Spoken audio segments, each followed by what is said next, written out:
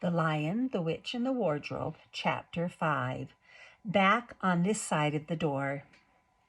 Because of the game of hide and seek was still going on, it took Edmund and Lucy some time to find the others. But when at last they were all together, which happened in the long room where the suit of armor was, Lucy burst out, "Peter, Susan, it's all true. Edmund has seen it too. There is a country, and you can get to it through the wardrobe. Edmund and I both got in. We met one another in there in the wood. Go on, Edmund, tell them all about it." "What's all this about, Ed?" said Peter. And now we come to one of the most nastiest things in this story. Up to that moment, Edmund had been feeling sick and sulky and annoyed with Lucy for being right, but he hadn't made up his mind what to do. When Peter suddenly asked him the question, he decided all at once to do the meanest and most spiteful thing he could think of. He decided to let Lucy down. "Tell us, Ed," said Susan. And Edmund gave a very superior look, as if he were far older than Lucy. There was really only a year's difference. And then a little snigger and said, Oh, yes, Lucy and I have been pretending that all her story about a country in the wardrobe is true, just for fun, of course. There isn't really anything there." Poor Lucy gave Edmund one look and rushed out of the room. Edmund, who was becoming a nastier person every minute, thought that he had scored a great success and went on at once to say, "There she goes again. What's the matter with her? That's the worst of young kids. They always—" "Look here," said Peter, turning on him savagely. "Shut up. You've been perfectly beastly to Lou ever since she started this nonsense about the wardrobe.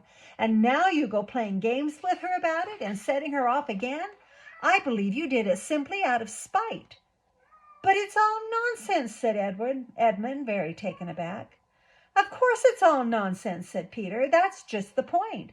Lou was perfectly all right when we left home, but since we've been down here, she seems to be either going queer in the head or else turning into a most frightful liar. But whichever it is, what good do you think you'll do by jeering and nagging at her one day and encouraging her the next?" I thought, said Edmund, but he couldn't think of anything to say. "You didn't think anything at all," said Peter. "It's just spite. You've always liked being beastly to anyone smaller than yourself. We've seen that at school before now." "Do stop it," said Susan. "It won't make things any better having a row between you two. Let's go and find Lucy." It was not surprising that when they found Lucy, a good deal later, everyone could see that she had been crying. Nothing they could say to her made any difference. She stuck to her story and said, "I don't care what you think and I don't care what you say. You can tell the professor or you can write to Mother or you can do anything you like. I know I met a fawn in there and I wish I'd stayed there and you were all beasts. It was an unpleasant evening.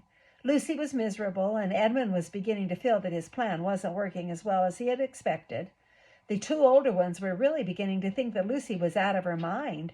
They stood in the passage talking about it in whispers long after she had gone to bed.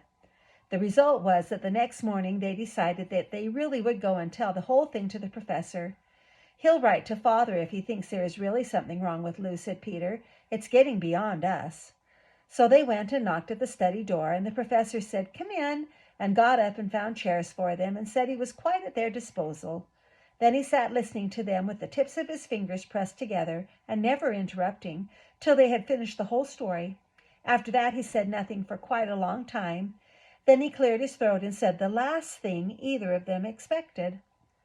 "How do you know," he asked, "that your sister's story is not true?" "Oh, but," began Susan and then stopped. Anyone could see from the old man's face that he was perfectly serious.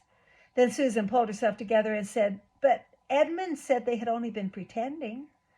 "That is a point," said the professor, "which certainly deserves consideration, very careful consideration.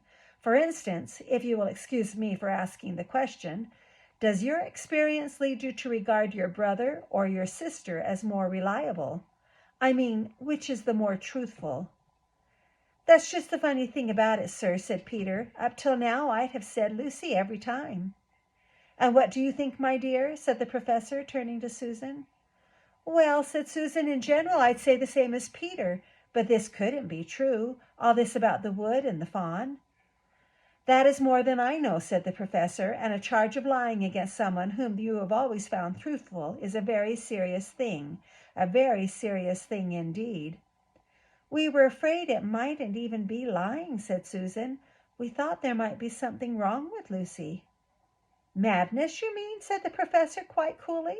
Oh, you can make your minds easy about that. One has only to look at her and to talk to her to see that she is not mad.